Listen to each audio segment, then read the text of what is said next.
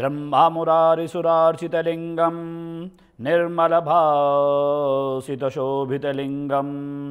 जन्मदुःखविनाशकलिङ्गं तत्प्रणमामि सदा शिवलिंगम। ओम नमः शिवाय।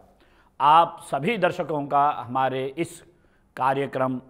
ब्रह्मांड ऊर्जा में हार्दिक स्वागत है। आज का हमारा विषय है श्राद्ध पक्ष में हमको क्या करना चाहिए। श्राद्ध पक्ष लगता है, श्राद्ध हमारे पितरों का होता है, उसमें हमको अपने पितरों से संबंधित खाने पीने का क्या खाद्य पदार्थ तैयार करना चाहिए, किस राशि के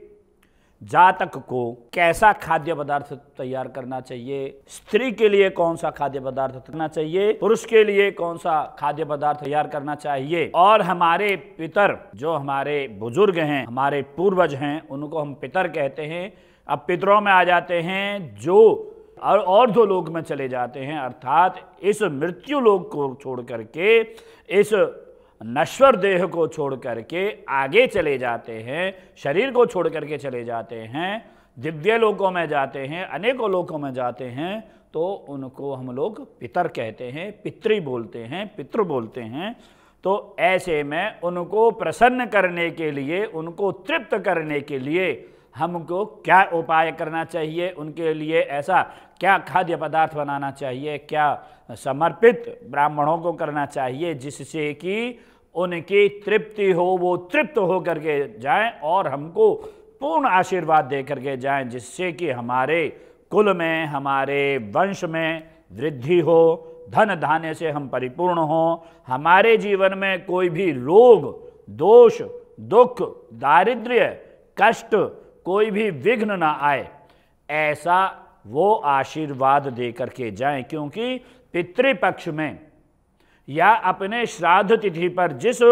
समय पर, जिस तिथि में जीव अर्थात मनुष्य शरीर छोड़ता है, वो श्राद्ध तिथि कही जाती है। तो उस समय पर वह जीव अब पृथ्वी लोक पर आता है, अपने बच्चों के नज़दीक आता है और वो ये सोच करके आता है कि हमारे बच्चे हमको अच्छे खाद्य पदार्थ देंगे, हमारा सम्मान करेंगे, पूजन करेंगे, हमको जल देंगे, हमको वस्त्र देंगे और हम उनको आशीर्वाद दे करके वापस जिस लोक में वो लोग रहते हैं उस लोक में जाएंगे। अर्थात जिस लोक में वो पितृ लोग रहते हैं उसमें वापस जाएंगे। ऐसा सोच करके हमारे पितृ लोग यहाँ पर आते हैं, पूर्वज लोग आते हैं। तो हमको ऐसा क्या करना चाहिए जिससे कि हमारे जो पितर हैं, हमारे जो पूर्वज हैं, वो हमसे प्रसन्न हो करके और हमको आशीर्वाद दे करके अपने लोक को वापस जाएं। या क्योंकि कहते हैं अंते मति तथा गति,